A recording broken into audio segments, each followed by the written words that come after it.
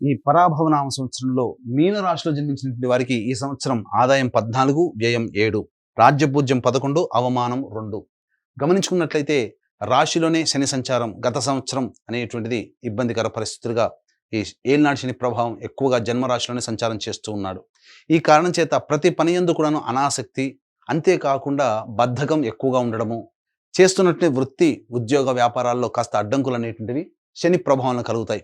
ఇక్కడ వీక్షించేటువంటి ప్రేక్షకుల్లో శని ప్రభావం వలన సమస్యలని అనుకోకండి. ఇది గత జన్మలో చేసినటువంటి కర్మదోషం వలన ఈ జన్మల్లో కష్టాల రూపంలో మనం ఆ దోషాన్ని తొలగించుకుంటున్నాం. ఇక్కడ ప్రధానంగా మొక్కవోని ధైర్యము, ఆత్మవిశ్వాసంతో ముందడుగు వేస్తూ పట్టిన పట్టు సడవకుండా విడవకుండా చక్కగా ముందడుగు వేసినట్లయితే ఈ యొక్క శని ప్రభావంలో వచ్చేటువంటి దోషాలు కూడా తొలగిపోతాయి. కాకపోతే ప్రధానంగా ఈ యొక్క సంబంధించినటువంటి రాహు కూడా వ్యయస్థానంలో సంచారం చేస్తున్న డిసెంబర్ 5 వరకు. కాబట్టి శని అనుగ్రహం లేడు, రాహు కూడా అనుకూలంగా లేడు. ఈ కారణం చేత ప్రధానంగా కుటుంబంలో వస్తువులు, విలువైన ఆభరణాలు చోరికి గురవ్వడం, తద్వారా కొంత మానసికమైన ఆందోళనకు గురవ్వడం, ఇంట్లో కంటే కూడా ఎక్కువగా బయట ఉండాల్సినటువంటి పరిస్థితి రావడం అనేటువంటిది ఉంటుంది. అయితే ప్రధానంగా ఈ మే 31వ తారీఖు వరకు కూడాను గురువు ప్రధానంగా అర్ధాష్టమ స్థానంలో సంచారం చేస్తుండడం, ఇది కూడాను అనుకూలంగా ఉండదు. కాబట్టి ఈ సమయంలో చేస్తున్నటువంటి వృత్తి ఉద్యోగ వ్యాపారాల్లో కష్ట నష్టాలు అనేటువంటివి ఉంటాయి. ఇగోకి పోయి చాలా మటుకు సమస్యలు కొని తెచ్చుకోవాల్సినటువంటి పరిస్థితి వస్తుంది. కాబట్టి ఏతావాత ఈ యొక్క సంబంధించినటువంటి మీనరాశిలో జన్మించినటువంటి వారు ఎటువంటి నూతన ప్రయత్నాలు వృత్తి ఉద్యోగ వ్యాపార పరంగా మే 31వ తారీఖు లోపల చేసుకోకపోవడమే చాలా మేలనేటువంటి విషయాన్ని గమనించుకోవాలి. ఎప్పుడూ ఒకే విధంగా చెడు ఉండదు కదా.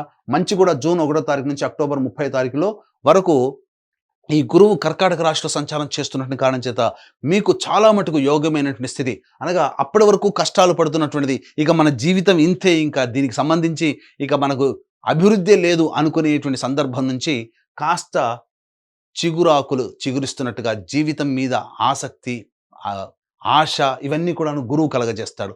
తద్వారా చేసేటువంటి ప్రతి ప్రయత్నంలో ఈ గురుగ్రహ ప్రభావం ప్రధానంగా మంచి ధనము లభిస్తుంది, కీర్తి ప్రతిష్టలు లభిస్తాయి, పేరుకు తగినటువంటి కనుక ప్రయత్నానికి తగ్గట్టుగా పేరు ప్రఖ్యాతులు పెరుగుతాయి. కాబట్టి ఈ శని రాహు ప్రభావంలో వచ్చేటువంటి ఇబ్బందికర పరిస్థితుల నుంచి ఈ యొక్క గురువు వాళ్ళ ప్రభావం వలన బయటపడతారు. అంటే గురువు అంటే ఇక్కడ ఏంటి, దైవం అని చెప్పవచ్చు, అదృష్టం అని చెప్పవచ్చు, అలాగే పెద్దల ఆశీర్వచనం చెప్పవచ్చు. కాబట్టి ఈ మీనరాశిలో జన్మించినటువంటి వారు ఈ సంవత్సరం మొత్తం కూడా పెద్దల ఆశీర్వచనాలు తీసుకుంటూ ఇష్టదైవానికి దగ్గరగా మీరు ఉన్నట్లయితే ఈ మిగతా గ్రహాల యొక్క ప్రభావంలో వచ్చే దుష్ఫలితాలన్నీ కూడాను తొలగిపోతాయి.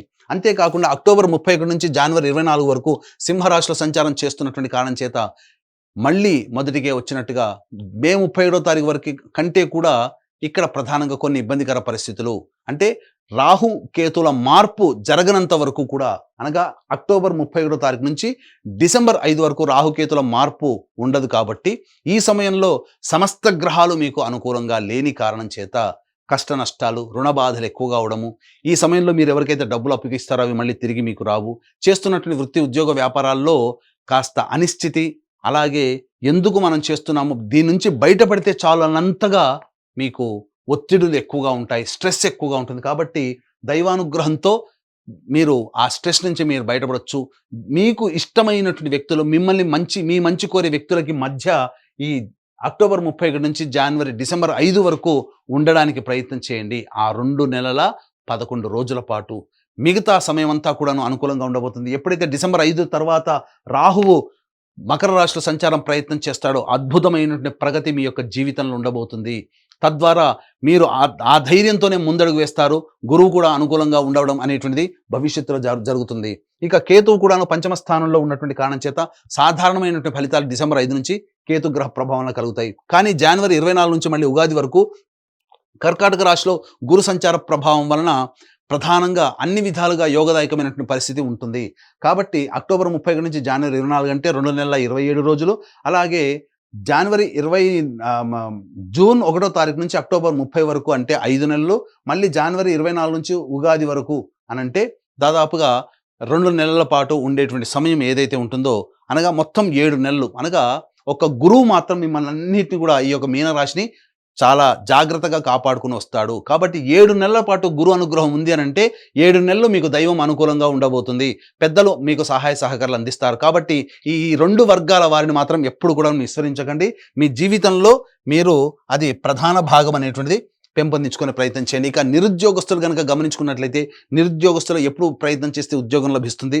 అలాగే ప్రధానంగా ఉన్న సంస్థలో పనిచేస్తున్నటువంటి వాళ్ళు వేరే సంస్థలకి మారాలంటే ఏ సమయంలో ప్రయత్నం చేయాలి.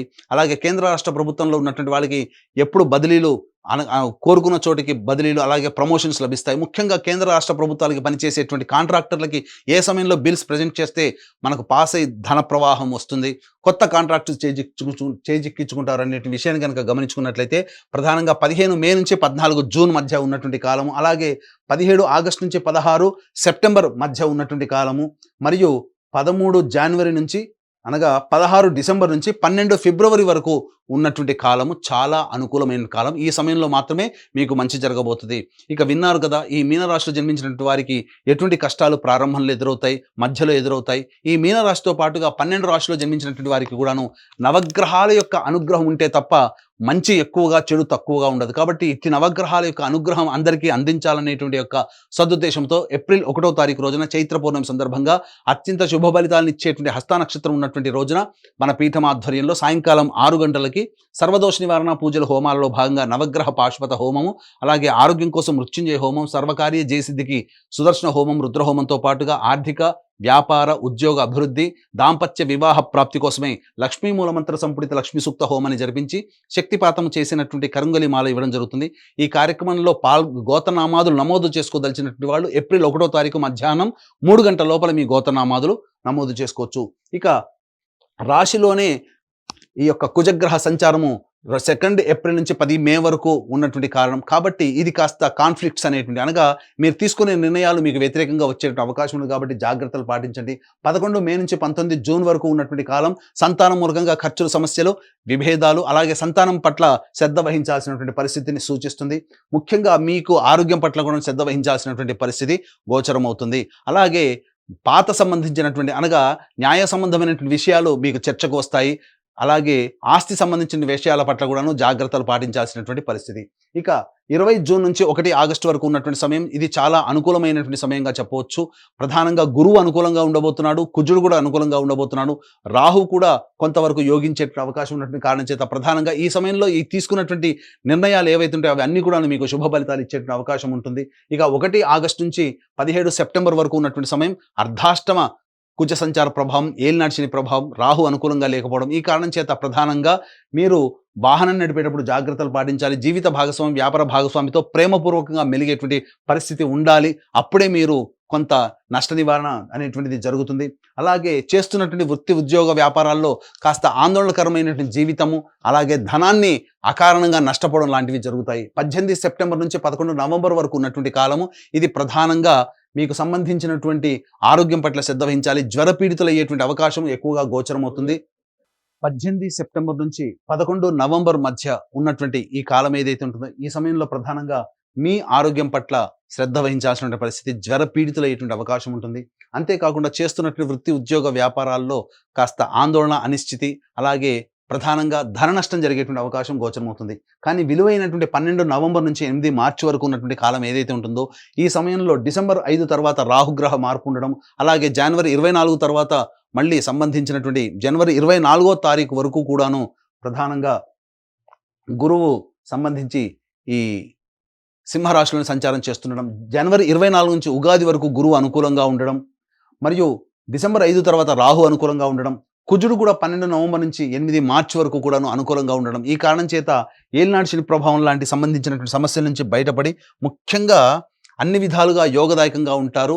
ఈ సంబంధించినటువంటి అనగా ఏతవాత చూసుకున్నట్లయితే డిసెంబర్ 5 తర్వాత రాహు, అలాగే జనవరి 24 తర్వాత గురువు, కానీ కుజుడు 12 నవంబర్ నుంచే మనకు యోగిస్తున్నాడు. కాబట్టి ఇటు గురువు, రాహువు, శని అలాగే కుజుడు కూడా యోగించాలి అనుకున్నప్పుడు జనవరి 24 తర్వాత చేసేటువంటి వృత్తి, ఉద్యోగ, వ్యాపారాల్లో చేపట్టినటువంటి పనులలో అన్నింటా మీరు విజయాన్ని పొందుతారు. ధనము అని ముఖ్యంగా రుణ విమోచనం పొందుతారు. మీకు రావాల్సినటువంటి రాని బాకీలు వచ్చే సంవత్సరం జనవరి 24 తర్వాత వచ్చే అవకాశాలు, ఈ పెండింగ్లో ఉన్నటువంటి బిల్స్ శాంక్షన్ చేసుకునే అవకాశం అవన్నీ కూడా ఆ సమయంలో గోచరమవుతాయి. ముఖ్యంగా ఈ యొక్క రాశిలో జన్మించినటువంటి విద్యార్థులకి ప్రధానంగా జ్ఞాపక శక్తి తక్కువగా ఉండడం వలన సాధారణమైనటువంటి మార్కులతో పాస్ అవుతారు. కాబట్టి మీనరాశిలో జన్మించినటువంటి విద్యార్థుల తల్లిదండ్రులు ఎవరైతే ఉన్నారో ఈ సంబంధించినటువంటి దైవ అనుగ్రహాన్ని కేర్ తీసుకొని ముందడుగు వేసినట్లయితే మీరు ఆశించిన మేర మీ పిల్లలు ఉంటారని చెప్పవచ్చు. ఇక ప్రధానంగా గమనించుకున్నట్లయితే జూన్ 1వ తారీఖు నుంచి అక్టోబర్ 30 వరకు కర్కాటక రాశిలో జన్మించినటువంటి వారికి జూన్ 1వ తారీఖు నుంచి 30 వరకు కర్కాటక రాశిలో గురువు సంచారం చేస్తున్నటువంటి ఈ కారణం చేత మీన రాశిలో జన్మించినటువంటి వారికి ప్రధానంగా విదేశీ యానము, విదేశీ విద్య ఇవన్నీ కూడాను సంప్రాప్తమవుతాయి. తద్వారా కోరుకున్న యూనివర్సిటీలో మీకు ప్రవేశం లభిస్తుంది. ఇక అక్టోబర్ 31 నుంచి జనవరి 24వ తారీఖు వరకు ఉన్నటువంటి సమయము, అలాగే మే 31వ తారీఖు వరకు ఉన్నటువంటి సమయం ఏదైతే ఉంటుందో ప్రధానంగా ఈ సమయం అనుకూలంగా లేని కారణం చేత కాస్త కష్ట నష్టాలు ఎదుర్కొనే అవకాశం ఉంటుంది. జూన్ 1 నుంచి అక్టోబర్ 30 వరకు వీసా శాంక్షన్ అవ్వడం కానీ, ఉన్న ప్రాజెక్ట్ మళ్ళీ రెన్యువల్స్ జరగడం కానీ, కొత్త ఉద్యోగంలో లభించడం కానీ విదేశాల్లో ఉన్నటువంటి వాళ్ళకి జరుగుతాయని చెప్పొచ్చు. ఇక ప్రధానంగా గమనించుకున్నట్లయితే ఈ యొక్క రాశిలో జన్మించినటువంటి రాజకీయ రంగ ప్రముఖులకి ప్రధానంగా డిసెంబర్ 5 తర్వాతనే అత్యంత ప్రజాదరణ కలిగినటువంటి పరిస్థితులు గోచరమవుతున్నాయి. కాబట్టి ఏదైనా ఎన్నికలు మీరు పోటీ చేయాలన్న డిసెంబర్ 5 తర్వాత వచ్చేటువంటి ఎన్నికల్లో మీరు పోటీ చేస్తే తప్పకుండా విజయాన్ని పొందుతారు. ఏదైనా కానీ నామినేటెడ్ పోస్ట్ కావాలనుకున్నట్టయితే ప్రధానంగా వచ్చే సంవత్సరం సంక్రాంతి తర్వాత పార్టీ పెద్దలతో సమావేశమై నిర్ణయం తీసుకుంటే మీకు విజయం మీ మాట విని మీకు మంచి పదవిని కట్టబెడతారని చెప్పొచ్చు. ఈ యొక్క రాశిలో జన్మించినటువంటి ప్రధానంగా ఈ సంబంధించినటువంటి ఈ విద్యార్థులకి సంబంధించి కళారంగంలో ఉన్నటువంటి వాళ్ళు, అలాగే 24 ఫ్రేమ్స్ మరియు ఎలక్ట్రానిక్ అండ్ ప్రింటింగ్ మీడియా, అలాగే ఈ సోషల్ మీడియా రంగంలో ఉన్నటువంటి వాళ్ళకి సాధారణమైనటువంటి ఫలితాల కంటే ఎక్కువగా శుభ ఫలితాలు పొందుతారు. నూతన నటీనటులకు మాత్రం అవకాశాలు తక్కువగా గోచరమయ్యేటువంటి అవకాశం ఉంటుంది. అన్నిటికంటే ముఖ్యంగా ప్రధానంగా ఈ మే 31వ తారీఖు వరకు ప్రధానంగా మీ ఆస్తిపాస్తులను కోల్పోయేటువంటి అవకాశం ఉంది. కాబట్టి జాగ్రత్తలు పాటించండి. ధనపరమైన విషయాల్లో మంచి నిర్ణయం తీసుకునేటువంటి ప్రయత్నం చేయండి. అలాగే మంచి అవకాశాలు కూడా అన్ని నోటిదాకా వచ్చి వెనక్కి వెళ్ళిపోతాయని చెప్పవచ్చు. ఇక ముఖ్యంగా గమనించుకున్నట్లయితే ఈ యొక్క సంబంధించినటువంటి ప్రధానంగా ఈ యొక్క మీనరాశిలో జన్మించినటువంటి రైతులకి మొదటి పంట కంటే రెండో పంట చాలా అభివృద్ధిగా ఉంటుంది. అన్ని విధాలుగా దిగుబడి ఎక్కువగా ఉండడం, రాబడి ఎక్కువగా ఉంటుంది. కౌలుదారులు రుణ విముక్తులు అవుతారు. ఈ యొక్క సంబంధించినటువంటి రైతులకి ఇంట్లో శుభకార్యాలు జరిగేటువంటి అవకాశము గోచరమవుతుంది. ఇక ప్రధానంగా డిసెంబర్ 5 తర్వాత ఈ రాశిలో జన్మించినటువంటి క్రీడాకారులకి ప్రోత్సాహకాలు లభించి అన్ని విధాలుగా మీరు అనుకున్నటువంటి విధంగా మీరు మంచి స్థాయిలోకి ఉంటారు. అలాగే డిసెంబర్ 5 వరకు కష్టపడక తప్పదు. డిసెంబర్ 5 తర్వాత మీ చేసేటువంటి ప్రయత్నం వలన మీ ప్రతిభకు తగ్గ పట్టం మీకు లభిస్తుంది. తద్వారా మీ యొక్క టీంలలో ఒక మంచి మెంబర్గా మీరు స్థిరపడతారని చెప్పవచ్చు. ముఖ్యంగా ఈ రాశిలో జన్మించినటువంటి స్త్రీలకి మీ మాటకి తిరుగుండదు. కోల్పోయినటువంటి జీవిత భాగస్వామి ప్రేమ ఆప్యాయతను తిరిగి పొందగలుగుతారు. కుటుంబంలో గౌరవ మర్యాదలకి లోటుండదు. సంఘంలో కీర్తి ప్రతిష్టలు పెరుగుతాయి. కాకపోతే ధన నష్టం ఎక్కువగా జరగబోతుంది. అలాగే మీ వస్తువులు డిసెంబర్ 5వ తారీఖు వరకు వ్యయ రాహు ప్రభావం వలన వస్తువులు దొంగతనానికి అయ్యే అవకాశం ఉంది. కాబట్టి జాగ్రత్త కాపాడుకోండి.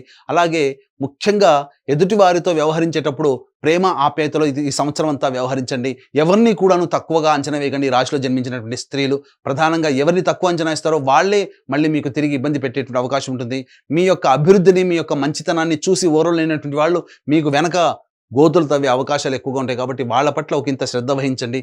ఏతావాత ఈ యొక్క రాశిలో జన్మించినటువంటి వారికి అన్ని విధాలుగా బాగుంటుంది. స్థిర చిరాస్తులు అనేటువంటివి సొంతం చేసుకుంటారు. ముఖ్యంగా ఈ రాశిలో జన్మించినటువంటి వారికి ప్రధానంగా జనవరి 24 తర్వాత మీకు సొంత ఇంటి కల నెరవేరేటువంటి అవకాశము గోచరమవుతుంది. ఈ రాశిలో జన్మించినటువంటి వాళ్ళకి ప్రధానంగా జూన్ 1వ తారీఖు నుంచి అక్టోబర్ 30 మధ్య కాలంలో వివాహం కావాల్సినటువంటి స్త్రీ పురుషులకి వివాహం నిశ్చయమయ్యేటువంటి అవకాశము ఎక్కువగా గోచరమవుతుందని చెప్పొచ్చు. ఏ తర్వాత చెప్పొచ్చేది ఏమిటంటే ఈ యొక్క మీనరాశిలో జన్మించినటువంటి వారికి కొంతకాలం అనుకూలం, కొంతకాలము ప్రతికూలం. కాబట్టి మీనరాశితో పాటు 12 రాశిలో జన్మించినటువంటి వారికి నవగ్రహాల యొక్క అనుగ్రహం సంపూర్ణంగా ఉంటేనే మంచి ఎక్కువగా, చెడు తక్కువగా ఉంటుంది. కాబట్టి దీన్ని దృష్టిలో పెట్టుకుని ఏప్రిల్ 1వ తారీఖు రోజున మన పీఠం ఆధ్వర్యంలో జరిగేటువంటి సర్వదోష నివారణ పూజలు, హోమాలలో గోత్రనామాదులు నమోదు చేసుకొని ఈ యొక్క కరుంగలి మాలను సొంతం చేసుకోవడం ద్వారా అన్ని విధాలుగా మీ యొక్క జీవితంలో నవగ్రహాలు అనుగ్రహించి మీ కళలను సాకారం చేసి మీరు ఊహించిన విధంగా మీ జీవితంలో స్థిరపడాలని కోరుకుంటూ సర్వం శ్రీ ఉమామహేశ్వర పరబ్రహ్మార్పణమస్తు.